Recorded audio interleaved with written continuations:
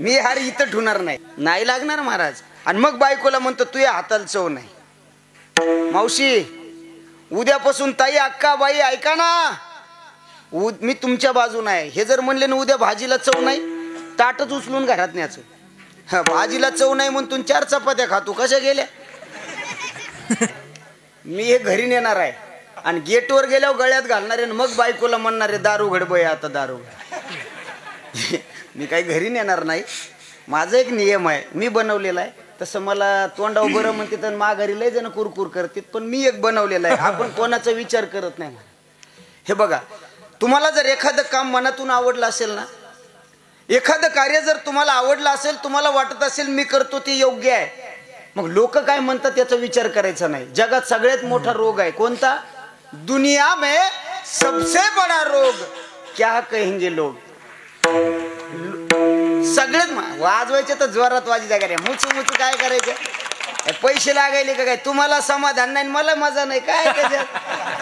चांगलं त्या ठिकाणी असं मनातून टाळ्या वाजवल्या पाहिजे. ऐका, लोक काय म्हणतात त्याचा विचार करायचा नाही दादा. साधे चप्पल घेताना लोक म्हणते ही घातल्या, लोक काय म्हणते येड्या, लोक तुझ्या चप्पलाकडे पाहतच नाहीत.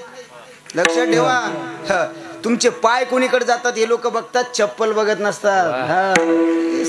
म्हणून माझ्याकडं मी हार कोणाला घालू देत नाही. माझं असं मत आहे, देवाच्या गळ्यात जरी हार घातला तर निर्माल्य म्हणून विसर्जित करणारे आपण माणसं एका सामान्य कीर्तनकाराच्या गळ्यातला हार विनेकराच्या गळ्यात घालतात. मला मान्य नाही, बाकी कुठल्याही परंपरेला आपला विरोध नाही. विठाला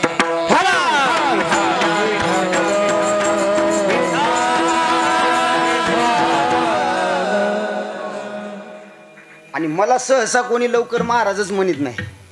आता तो माझा दोष आहे का तब्येतीचा आहे मलाच माहित नाही. आता इथं आलं तसं बरेच जण मी आलो तसं डोळे वाटारून पाहिलेत माझ्याकडे डोळे वाटारून पाऊच नका आणि माझ्या तब्येतीहून माझा अंदाजच घेऊ नका. बरोबर आहे ना आजीरावप्पा?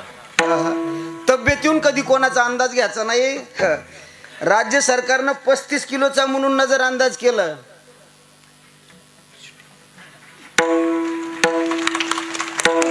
ही रेंज लागती महाराज, 5Gची रेंज पक्की आहे तुमच्याकडे.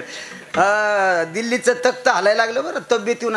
छत्रपती शिवाजी राजांची तब्येत पाहून अफजल खान उगाच हे करू लागला, माझ्या राजाने उभा फाडला. महाराज तब्येतीवर जाऊ नका ना, आपल्या तब्येतीहून आपला अंदाज लावू नका. आपण काय चीज आहे तब्येतीहून नाही कळणार, मग त्यासाठी तुम्हाला भांडणं करावं लागतील. मग आणि भांडणं लागल्यावर कळेल आपण काय चीज आहे. कारण भांडणं लागल्यावर सगळ्यात आधी मी पळून जात असतो. हे आपला मोठेपण आहे. इकडे लक्ष द्या. सेवेसाठी निवडलेला अभंग 6 चरणाचा आहे. माझा स्वभाव आहे महाराज, मी भजने पाहून अभंगाचे प्रमाण वाढीत असतो. मी 2 चरणाचा 3 चरणाचा इथं भरपूर आहेत. 6 चरणाचा घेतला. कधीतरी जास्त भजने भेटल्यावर पांडुरंगा करू प्रथम नमन घेईन. त्याला किती चरण आहेत माहिती आहे का? नाही माहित? तुम्ही एकच पाठ केलं का? 100 चरणाचा अभंग आहे महाराज तो. कधीतरी वेळ आपण घेऊ. 6 चरणाचा अभंग सेवेसाठी निवडलेला आहे महाराज. एका वारकरी कुटुंबातला एक वारकरी घराणा आहे आणि त्या घराण्याच्या अथक परिश्रमातून प्रयत्नातून हा कार्यक्रम चालू असतो. 4थी पिढी आहे, बरोबर आहे? हा कार्यक्रम करतायत सगळ्या गावकऱ्यांच्या सहकार्यानं, पण त्यांचा पुढाकार असतो. ज्यामध्ये आता कथेचे यजमान असणारे आमचे सरपंच विवेकराव असतील, त्यांचं सगळं कुटुंब. त्यांचा वाडा बी पाहिला. मी म्हणलं मला आधी बाहेर निघू दे, मी हरपल. एवढा लय वाड आहे महाराज. काय त्या दिवशी आमच्या इथल्याने एक जणांना ते 7 पत्राचं घर बांधलं, मला 3दा दाखवायले. पत्राव नेऊन दाखविलं, मला मिळत नाही. गप्पा हाणता तिचे पत्र कवा संपवले, मी फासाव पडलो. काय सांगतो तुझे 7 पत्र? अरे कधी कधी जर 7 पत्रावाल्याला अहंकार झाला ना, घारे पाटलाचे वाडे दाखवावं लागतील महाराज. पण एवढं वैभव असून सुद्धा परमार्थातून तीळ मात्र सुद्धा बाजूला गेले नाही ना महाराज. ही त्यांच्या कुटुंबावर असणारी सांप्रदायिक प्रेम.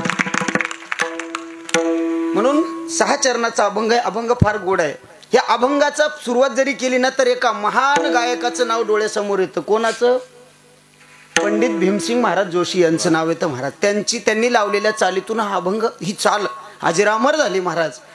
सहसा हा अभंग कीर्तनाला कोणी घेत नाही अभंग 6 चरणाचा आहे. या अभंगातलं प्रत्येक चरण प्रमाण म्हणून बरेच कीर्तनकार देतील हो, पण अभंग सहसा कोणी घेत नाही. पण आपण अभंग सेवेसाठी निवडलेला आहे. या अभंगाला आपल्याला वेळेमध्ये न्याय द्यायचा आहे. अभंगाचा सरळ सोपा भावार्थ तुमच्या समोर ठेवतो आणि चिंतनाला सुरुवात करतो. या अभंगामध्ये जगद्गुरु तुकोबराय म्हणतात, जे रंजल्या गांजलेल्या आहेत, जे उपेक्षित आहेत, अशा रंजल्या गांजलेल्या उपेक्षित असणाऱ्या गरजवंताच्या पाठीमागे जो भक्कमपणे उभा राहतो किंवा गरजवंताचा लढा घेऊन तो चालतो, महाराज म्हणतात, जे का रंजले गांजले त्याची म्हणे जो आपुले, त्याला जो आपलं म्हणतो ना तोची साधू ओळखावा. तोच साधू आहे. आणि एकदा का साधू ओळखता आला ना, देव पाहायची गरज नाही महाराज. का देव तेथेची जाणावा, देव तिथेच आहे. जसं उपमा देत असताना बाबा कसं ओळखावं साधू त्याला, अरे एखाद्याचं चित्त मृदू असेल ना, कोणासारखं, लोण्यासारखं. लोणी कसं आहे, लोणी माहिती आहे ना, मग माना हलवा ना, लोणी माहिती आहे ना, एवढ्यानं बी नाही मोडत असतात. हिशोबानं आपल्याला काकरा वाजवायचेत ना. लोणी जसं बाहेरून नरम असतं ना, आतून कडक असतं, बरोबर आहे नाही? हा बरं आहे गड्या. जसं लोणी आत आणि बाहेर मुलायम आहे, मृदू सभाय नवनीत. अरे जसं लोणी आत बाहेर मऊ आहे ना, तसं सज्जनाचं चित्त असतं महाराज. तैसे सज्जनाचे चित्त तोची साधू ओळखावा, ज्याशी अपंगिता नाही. अरे ज्याला कोणी आपलं म्हणत नाही, त्याला हृदयास लावण्याची किंवा हृदयाला धरण्याची ताकद ज्याच्यात आहे ना, अरे कोणाला आपलं म्हणत नाही, कोणी त्याला जवळ बोलवत नाही. अशा उपेक्षित असणाऱ्या समाजाला किंवा उपेक्षित असणाऱ्या घटकाला जो आपल्या हृदयाशी लावतो तोची साधू ओळखावा. दया करणे जे पुत्राशी. अरे जेवढं प्रेम स्वतःच्या लेकरावर आहे, तेवढंच प्रेम आपल्या सगळ्या अवतीभोवती असणाऱ्या समाजावर करतो ना, तोची साधू ओळखावा. साधू ओळखायचे किती लक्षण सांगितले महाराज. म्हणले, अरे तुम्हाला किती सांगू, तुका म्हणे सांगू किती. त्याची भगवंताची मूर्ती तोची साधू ओळखावा, देव तेथेची जाणावा. सेवेसाठी निवडलेल्या 6 चरणाचा सरळ सोपा स्पष्ट भावार्थ सांगितला. आता माझ्या पद्धतीनं बोलायला मी मोकळा आहे. विठ्ठला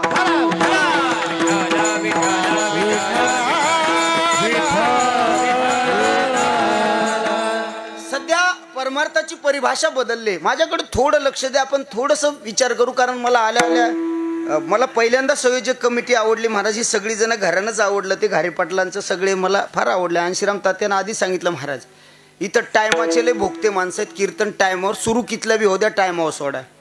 12च्या पुढं मी 1 मिनिट पण जाणार नाही. बॉन्डवर लिहून देतो हवं तर.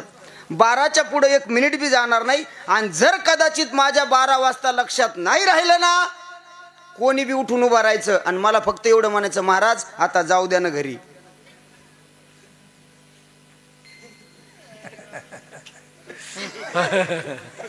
मग माझ्या लक्षात येईल की आता 12 वाजले आणि मग आपण कीर्तनाचा शेवट करू. काळजी करू नका, कीर्तन बरोबर 11 वाजता संपेल. काळजी करायची नाही. तसं तर 10:30ला संपवायला पाहिजे, पण एक 10-5 मिनिटं ॲडजस्टमेंट करा. तडजोड केली पाहिजे. जीवनामध्ये तडजोडीला फार महत्त्व आहे. मी नेहमी सांगत असतो, adjustment is best policy in the life. तडजोड हे जीवनाचं सगळ्यात महत्त्वाचं आणि मुख्य धोरण आहे. आणि तुम्ही ह्या वाक्यावरून मग अंदाज लावू नका की हे लय शिकलेलं आहे, मी एवढंच पाठ केलंय. काय सगळे समज आहे का? आपल्याला एवढंच येतं. थोडासा आवाज कडक करा. अरेच हां, आवाज कडक नाही. System number 1. एकदा सिस्टीमवाल्यासाठी टाळ्या वाजवा, म्हणजे ते बिघडीत नसते संपुस. तर बाकी दुसरं काय, त्याचे सिस्टीमवाले आपल्याजवळ. आणि काय झालं तात्या, मी एका गावात सिस्टीमवाल्यासाठी 2दा-3दा टाळ्या वाजवायला लावल्या. त्यानं 500ची एक नोट दिली. ये ना 200ची दिली तरी बस झाली. आपल्याला काय करायचं, ओव्हर टाईम असतो तो, पार्ट टाईम असतो, असं लक्षात ठेवा. इकडे लक्ष द्या महाराज. सध्या परमार्थाची भाषा बदलली, खास करून महिला मंडळ आहे का. कलियुग आलं, कलियुगाचं वारं व्हायला लागलं, असंतोष निर्माण झाला. राम राज्यात नाही ते सुख आज मिळतंय, पण तेवढं सुख असून सुद्धा माणसं समाधानी नाहीत महाराज. आज काय कमी आहे हो? आज कशाचीच कमी नाही. अहो राम राज्यात जे मिळालं नाही ते आज पाहायला मिळतंय, ते खायला मिळतंय. पूर्वीचा काळ होता चपाती खाण्यासाठी सणाची वाट पाहावं लागायची महाराज. आमचा काळ तर डोळ्यातून पाणी येतं महाराज. आमचा काळ पाहिला काय तुम्हाला पोरा सोरायला कळणार आहे. दादा बरोबर आहे. ज्या घरातल्या करत्या माणसाला उपवास असायचा त्याच्यासाठी 2-3 पोळ्या टाकलेल्या असायच्या, चपात्या बाकीच्या भाकरी असायच्या महाराज. आता भाकर काय, आज रोज चपाती आहे, रोज सण झाला. पाहिजे तेव्हा पाहिजे ते खावं वाटतंय, खायला मिळतंय, पण आता त्याला चव राहिली का? नाही राहिली. आता तेवढं चव राहिली का? चव राहिली नाही. ऍडव्हर्टाईजच्या मागे पळालो आपण. टीव्हीवर टूथपेस्टची ऍडव्हर्टाईज आली बघा, ब्रशची ऍडव्हर्टाईज आली. बरोबर आहे का? बैठे बैठे सावधान. हा वा वा. टूथपेस्टची ऍडव्हर्टाईज आली, त्याच्यामध्ये ब्रशची ऍडव्हर्टाईज आली आणि त्याच्या त्या ब्रशच्या पाठीमागं एक डंग क्लीनर, काय म्हणतो आपण त्याला, बरोबर आहे? जिबीला काय म्हणतात? टंग. हा ती टंग टंग म्हणला ते. एकदा नाही, जास्त 2दा-3दा टंग टंग नाही म्हणायचं. एकदा टंग, एकदा विचारलं.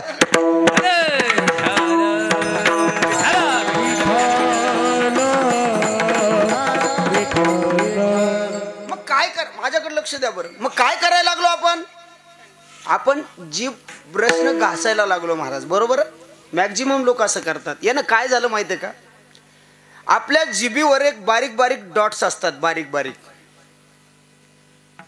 रसग्रंथी, आपण ज्याला चवीसाठी असतात, त्या स्टमक म्हणतात त्याला, छोटे छोटे असतात महाराज. त्याच्यातून आपल्याला अन्नाची चव कळत होती. आपण घासू घासू एवढ्या जीभ प्लेन केल्या ना, जस काय त्याच्यावरून वाहनं जाऊ जाऊ रोड असा सपाट करून टाकला. चव लागेल का? नाही लागणार महाराज. आणि मग बायकोला म्हणतो तुझ्या हाताला चव नाही. मावशी उद्यापासून ताई अक्का बाई ऐका ना, मी तुमच्या बाजून आहे. हे जर म्हणले ना उद्या भाजीला चव नाही, ताटच उचलून घरात न्यायचं. भाजीला चव नाही म्हणून 4 चपात्या खातो. कशा गेल्या? काही कुठं मेळ जमत का? आणि ऐका ना, किती दिवस ऐकत असता तो. आमची तर एक माणूस बायकोला नेहमी म्हणायचा तुझ्या हाताला चव नाही, तुझ्या हाताला चव नाही. ती एके दिवशी म्हणली तुझ्या तरी थोबाडाला कुठे घ्या. म्हणजे आपली आपण चव कशाला घाल. चव राहिली नाही. मला काय सांगायचंय, डिजिटल जमान्यात गेलो आपण, विज्ञान युगामध्ये आलोय. मग भाषा बदलून गेली परमार्थाची सुद्धा. मग परमार्थामध्ये काळ्या शर्टवाला ते मागचं ते गेलं का उठून? आता दुसरं गेलं ना, त्याला धरा बघा तिकडं. कीर्तनातून उठून जायला का मजा वाटली का? इथून अजिबात कोणी उठायचं नाही बघा 12 वाजूस तर. हा कीर्तन म्हणजे काय आपल्याला चालू वाटलं? अजिबात नाही, एक बी उठायचं नाही. बघा बरं, हे लेकरं किती इतकुले येऊन बसले. टाळ्या वाजवायच्या यांच्यासाठी एकदा. वा वा वा. एवढेच आहेत का गावात? कोण म्हणलं उता आलाय?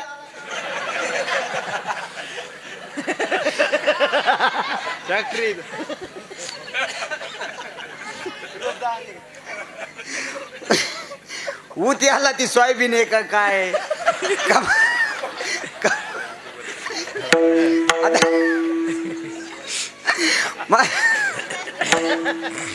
माझ्याकडे लक्ष द्या महाराज. नारायण ऐका लोक बघा. मग आता मग मी बोलतो ना, लोकांना राग येतो बघा. किती राग येतो माहितीये का? माझ्या कीर्तनातली 1-1.5 मिनिटाची क्लिप व्हायरल झाली तर 9 केसेस झाल्या माझ्यावर. म्हणून मी हे कॅमेरेवाले आपलेत म्हणून लावू दिलेत. ये ना फक्त कीर्तन टाकू द्यायला, दुधनातच टाकतो जात. काय नाही महाराज, तसं काय नाही. आणि माझं म्हणणं आहे, तुम्ही बरं का माऊली महाराज, तुम्ही चुकीचं काय केलं पाहिजे? नाही, चुकीचं टाकलं पाहिजे. त्याच्याशिवाय चॅनल मॉनिटाईज होत नाही किंवा चॅनल व्हायरल पण होत नाही. बरं, चुकीचं टाकलं पाहिजे, कारण लोक चांगलं पाहत नाहीत ना. आणि अजून सांगतो, कीर्तनकाराचे चुकीचे वक्तव्य तुम्ही आधी टाकले पाहिजे, कारण त्याला बोलताना कळायला पाहिजे तू बरोबर कुठे कुठे आहे. माझं आणि मी आतापर्यंत कधीच कोण्या चॅनलवाल्याला म्हणत नसतो. खरं सांगू का, ह्या युट्यूब चॅनलचे उपकार आहेत आमच्यावर. की त्यांच्यामुळं आम्ही महाराष्ट्राला कळालो, नाही तर आम्हाला घरचे सोडून बाहेरचं कोणी होईल. मला शेजारी त्या दिवशी म्हणाला, कुठले तुम्ही? येड्या, तो शेजारी आहे म्हणलं मी. थोडक्यात काय समाजापर्यंत, अहो समाजापर्यंत पोहोचण्याचं प्रभावी साधन आहे. त्यांचे उपकार आहेत आमच्यावर महाराज. आणि म्हणून ज्यांच्या जीवावर मोठे झालो त्यांच्यावर कधीही करू नये.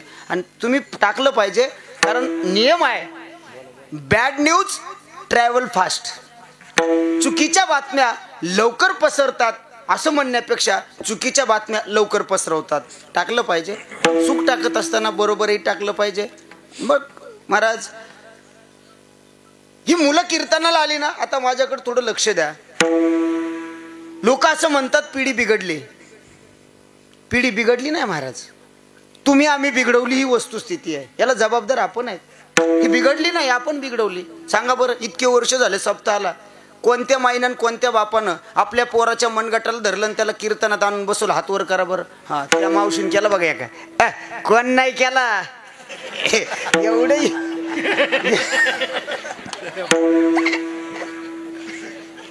काय आहे का कोणी? एक बी नाही ना. मग माझ्याकडे लक्ष द्या. मग पिढी बिघडली म्हणण्याचा तुम्हाला अधिकार नाही, लक्षात ठेवा. अहो, ही जी संपत्ती आहे ना, आपली संतती, हीच खरी संपत्ती आहे. आपल्या मुलांना चांगले संस्कार लावा. इकडे इकडे लक्ष द्या. तुम्ही एकदा तिथं बसा. तुम्ही ते सोडायचेच नाही बटन. नाही नाही, मला लय त्रास व्हायला. थोडा आवाज कडक करा. तात्याच्या मनावर तुम्ही मो असा आवाज घालता ना, काय व्हायला एकदा बघा. एकदा विठाला विठाला विठाला विठाला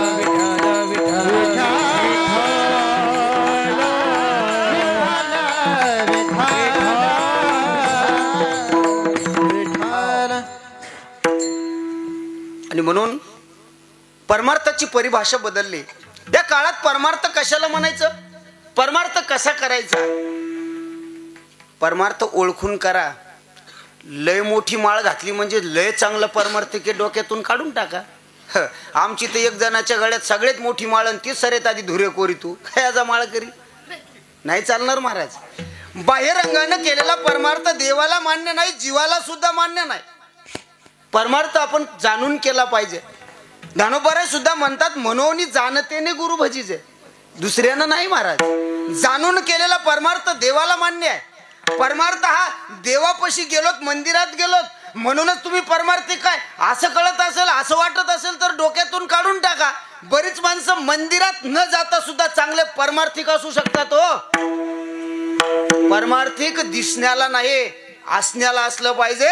लोकांना दाखवण्यासाठी मी परमार्थिक आहे असं जर दाखवत असाल ना, तुम्ही जमान्याच्या नजरेत, जगाच्या नजरेत तुम्ही स्वतःला खूप चांगलं म्हणून घेत असाल दादा, पण स्वतःच्या आणि भगवंताच्या नजरेतून कधी वाचू शकणार.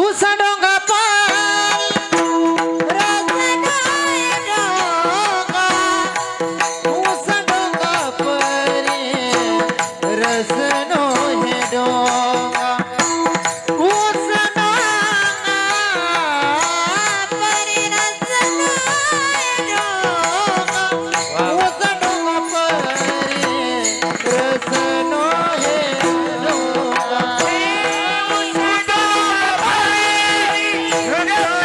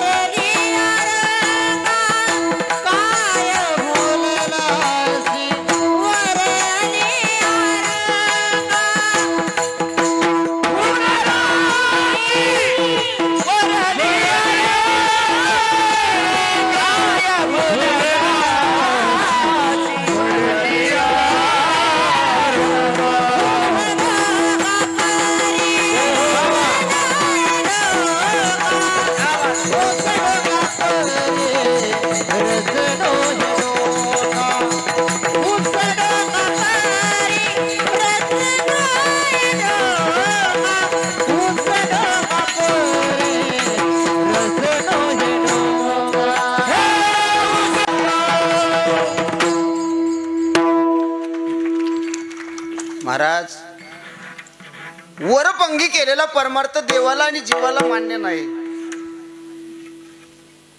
परमार्थ म्हणजे काय हो? ज्याला ज्या गोष्टीची गरज आहे त्याला ती गोष्ट मिळवून देणे.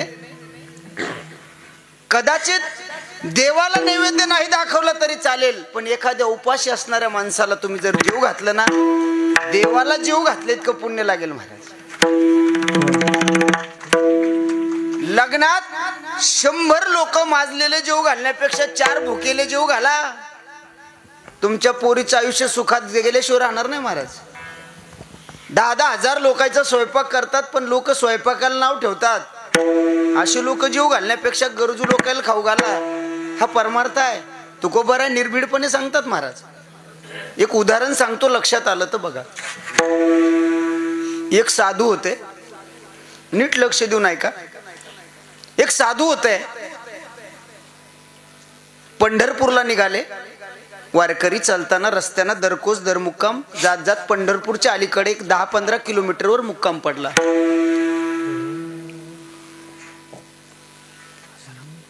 श्रीमंताच्या घरी मुक्काम आहे, राहण्याची उत्तम व्यवस्था आहे.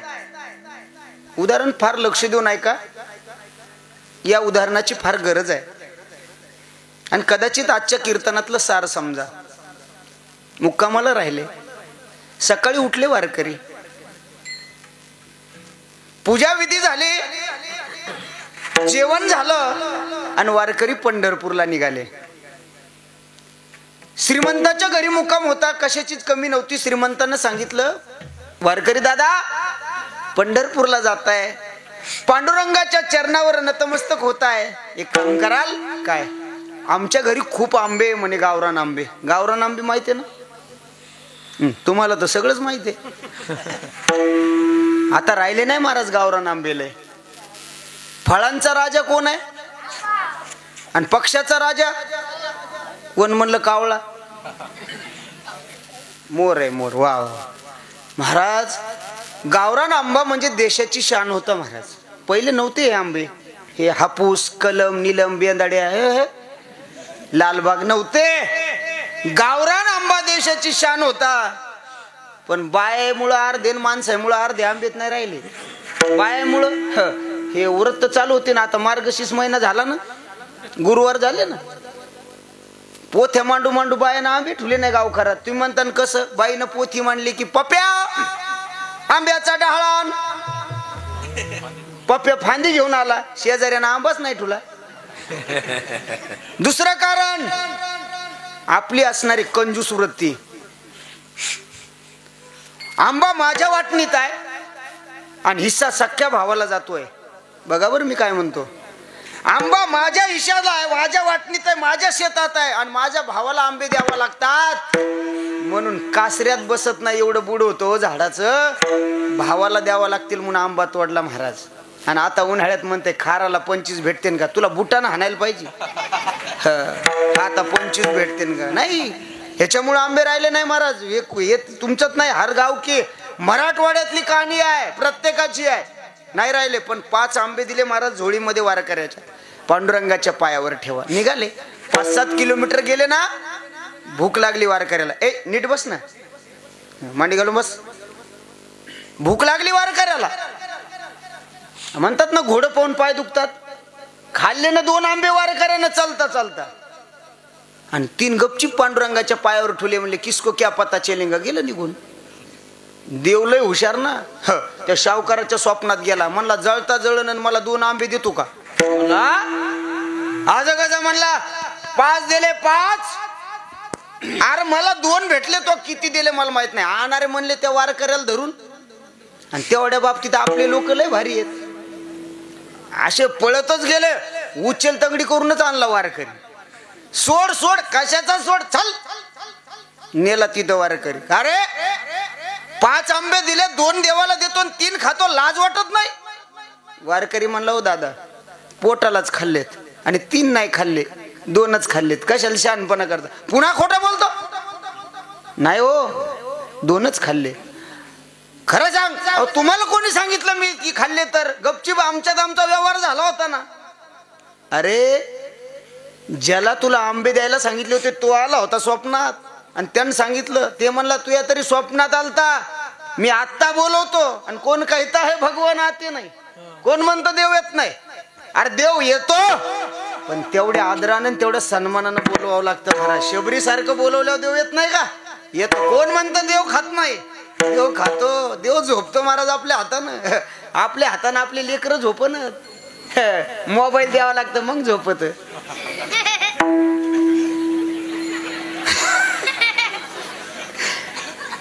बरोबर आहे का चूक आहे? बरोबर आहे. आपल्या हातानं आपली लेकरं झोपत नाही महाराज. देव आला, वारकरी देवाला भेटायला लागला. हो देवा, सांगा या सावकाराला की मी 3 आंबे तुमच्या चरणावर ठेवले, 2 मी घेतले, तुम्हाला 3 मिळाले, देवा मान्य करा. देव बी लय हुशार आहे. देव म्हणला मी तसं कसं म्हणू? हा, तो का पैसे घेतले का इलेक्शनला देवा? अशी का मान खाली घालतो? देव म्हणला खरं सांगू वारकरी दादा, मला 2च भेटले. सावकार म्हणला ज्याच्या भरोश्यावर बोलू लागला तेच सांगतो, कायला शहाणपणा करतो रे? आता खरं सांगा, कोण खोटं बोलायले? बोला पटकन. देव. देव खोटं बोलत असतो? कशाला म्हणायले देव? मग कोण खोटं बोलायले? संत. संत कधी खोटं बोलत नाहीत. माझ्याकडे लक्ष द्या. संत कधी खोटं बोलत नाहीत आणि संत कधी खरंही बोलत. संत खरंही बोलत नाहीत. बरोबर आहे ना? कसं वालय?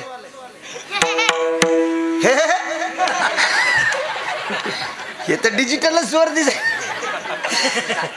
संत खोटंही बोलत नाहीत आणि संत खरंही बोलत नाहीत. संत जे बोलतात ते जगाचा मालक खरं करून दाखवतो महाराज. हे संताचं मोठेपण आहे. विश्वमाऊली ज्ञानोबरायचं दर्शन घेतलंय का माऊलीनं? ज्ञानोबरायने आशीर्वाद दिला. हो, अखंड सौभाग्यवती भव. ती म्हणली माऊली आशीर्वाद दिला, पण तुम्हाला माहित आहे का हे जे प्रेत जात आहे ना हे माझ्या मालकाचं आहे. माऊली म्हटले ते मला काही माहित नाही, मी आशीर्वाद दिलाय ते देऊन तू बघून घ्या. अरे एका संतांनी दिलेला आशीर्वाद खरा करण्यासाठी जगाच्या मालकाला सच्चिदानंद बाबाला उठून बसवावं लागलं. ही संताची ताकद आहे. मग संत म्हणले देवा आता इथं कोण खोटं कोण खरं सोडून दे, पण या लोकांच्या नजरेतून संताबद्दल वारकऱ्याबद्दल विश्वास राहणार नाही. खरं सांग ना देवा तुला किती भेटले? देव म्हणला मला खरंच 2 भेटले. सावकार म्हणला आता कसं? देव म्हणला अरे ऐक, जे ह्या वारकरी दादानं खाल्ले ना तेच 2 मला मिळाले, 3 तर पुजारी घेऊन गेला. लक्षात आलं का? म्हणजे गरजवंताला मिळालं ना ते जगाच्या मालकाला प्राप्त होत असतं महाराज. आता 1 महिना येऊन गेला ना, अधिक मास, पुरुषोत्तम मास, मलमास, धोंड्याचा महिना. आपण धोंड्याचा महिना करतो. याच्यात कोणाला कपडे करावं लागतात? कोणी जावई शोध लावला? हो, जावायला कपडे करावं लागतात. कोणी जावई शोध लावला? नाही, तसे केले पाहिजे, दुकानदाराचा फायदा होतो, बाकी काय. इतक्या लांबून आलेत, तुम्हाला नाही कळणार, ते आमच्यात आमचं कळालं. तुका म्हणे त्यांचे कळले आम्हावर. इकडे लक्ष द्या. जावायला, आणि आपल्या मराठवाड्यामध्ये सगळ्यात मोठं दुर्दैव आहे जावायला. महाराष्ट्रातलं दुर्दैव आहे, ग्रामीण भागातलं. नुसत्या जावायला लेकीला कपडे करून धकत नाही, हो अख्ख्या वाड्याला करायला होते. आणि जिच्या युवा चांगले कपडे केले का, खराब केले तर घरात भांडणं करते, आणि चांगले केले तर शेजाऱ्याचे भांडणं लावती. काय बाई हुशार आहे बघा तुम्ही. चांगले केले तर माझ्या युवा यासारखा युवक. तुम्हाला सांगतो किती द्यावं मुलीच्या बापाने, काही त्याला लिमिटेशन असलं पाहिजे का नाही? आता लग्नात खरं सांगू, पूर्वी आमच्या काळात लग्नात एवढं काही नव्हतं महाराज. आता लग्नात काय देत नाहीत हेच विचारा. लायटर सहित देतात, गॅस तर देतात लायटर सहित. बरं काय द्यावं, पुढच्याची लायकी आहे का नाही ते तर बघाव ना. आमच्या इथल्या पप्प्याचं लग्न झालं गेल्या वर्षी.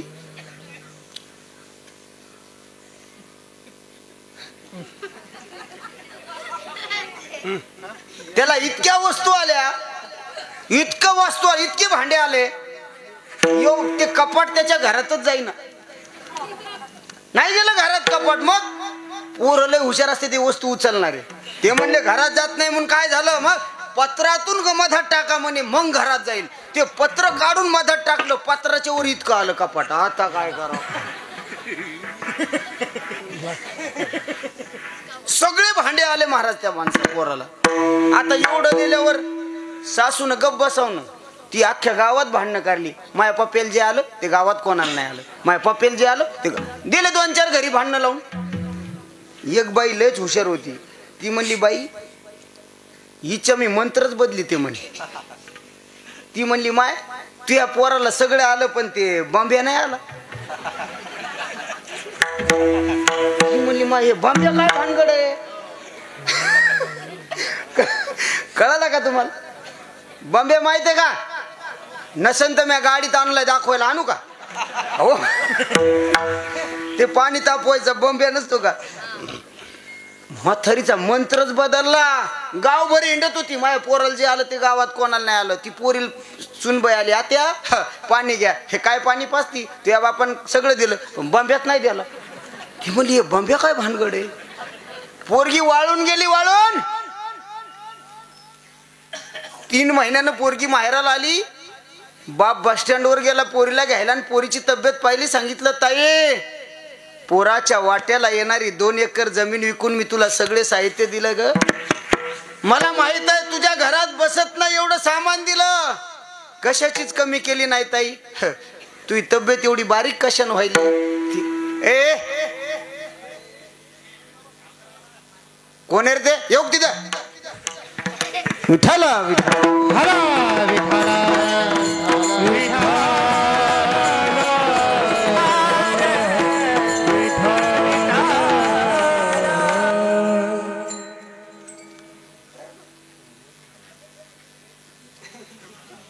हाण नका राहू दे, एवढी बरं राहू दे. ते 2-3 आहे ना उचलून पुढं आणा मायापाशी. इकडे आणा ते. हा असं असं राहू दे राहू दे राहू दे राहू दे. ते असंच मी एक दिवशी कीर्तनातून एक हाकलून दिलं, त्यानं माझ्या गाडीवर दगड हाणला, त्याच्यानं राहू दे इथेच राहू दे. हो ना आज हाणला तर हाणला, आपली कुठे. हो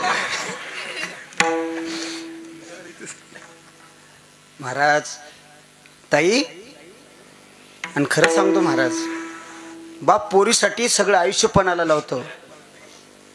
सगळं दिलं.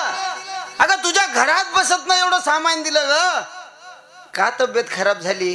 पोरीने सांगितलं दादा खरं सांगू तुम्हाला, तुम्ही सगळं दिलं मला, कशाचीच कमी नाही, पण दादा तुम्ही एक वस्तू दिली नाही त्याचा मला त्रास होतोय. काय दिलं नाही? ते बांब्या काय म्हणते ते दिलं नाही. ते म्हणलं हे बांब्या काय भानगड आहे. ते म्हणलं ताई पुन्हा 1 एकर इकीन पण तुला बांब्याच देईन. ते सोनाराकडे गेला, दादा हे बांबे कुठे भेटते? ते म्हणलं हे भांडेवाल्याच्या दुकानात. केवढ्याला? जाऊन विचारा भांडेवाले, दादा बांबे? हो केवढ्याला? 500 रुपयाला. बस झाला का वाढवायचा? बस झाला 500. घेतलं त्यानं, घरी आला महाराज, पोरीकडे दिला. पोरगी निघाली, सासू बस स्टँडलाच आली, बांब्याने आला, सुंभळ करून डोक्यावर घेतला आणि घरी घेऊन गेली. आता तिनं दम धराव ना, रात्री 2लाच उठली म्हातारी आणि धर हांडा टाक बांब्यात, अख्ख्या घरात पाणी केलं. सकाळी सुनबाई उठली म्हणली आत्या पाऊस का पाडा? ती म्हणली कशाचा पाऊस? त्या बापाने बांब्या दिला आणि ते बी फुटकाच. ती म्हणली येडी, वापरता येतो का? अरे भगवंताने आपल्याला एवढं दिलंय ना, वापरता आलं पाहिजे का नाही? कळालं पाहिजे का नाही?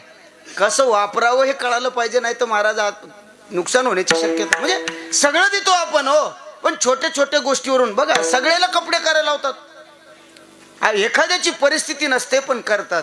जावयाला नाही हो, एखाद्या उघड्या माणसाला, एखाद्या गरजवंत माणसाला जावयाला 10,000चा आहेर करण्यापेक्षा एखाद्या रस्त्यावर असणाऱ्या भिकाऱ्याला 200 रुपयाचा आहेर करा. माझ्या जगाच्या मालकाला प्राप्त झाल्याशिवाय राहणार नाही महाराज. ही गोष्ट लक्षात, हे गरजेचं आहे. जावई बिले एका चढी एक असते. मला सासऱ्यानं बोलिल तर यावेळी दादा मी काय संन्यासी थोडाच आहे. मला म्हणलं या महाराज. आता मी म्हणजे काय साधा माणूस का? मला समजित होतो भारी. त्या दिवशी गेला आपला सगळा अहंकार. मी आज जावं सासऱ्यानं रामराम घातल्यावर माऊली महाराज मी असा रामराम नाही घातला सासऱ्याला. धोंड्याचा महिना होता ना. सासरा म्हणला राम राम, मी म्हणलं राम राम. कळलं ना तुम्हाला काय अंगठी. बायको म्हणली अहो मा बाप लय कंजूस आहे. म्हणलं तू गप, मा बाप काही देत नाही म्हणे. म्हणलं तू ताणच घेऊ नको. सासरा म्हणला जावय तुमचं बोट काऊन खाजवले मला कळालं. मोटरसायकली बसला आणि गेला तालुक्याला. म्हणलं 5 ग्रामची तर नक्कीच आणते. सासरा जसा आला तसा मी डोळे झाकले. म्हणलं तू या हातानंच अंगठी घाल म्हटलं. असं मी हात पुढं केला. सासऱ्यानं खिशातून खरुजीचं औषध काढून माझ्या बोटाला लावलं. आता करावं काय अशी परिस्थिती नाही महाराज. काही देऊन माझं मत आहे ज्याला ज्या गोष्टीची गरज आहे त्याला जर दिलं ना तर ते जगाच्या मालकाला प्राप्त होतं. मग तुकोबराय सुद्धा म्हणतात अशा उपेक्षित लोकांची मदत केली पाहिजे. अभंगाचं पण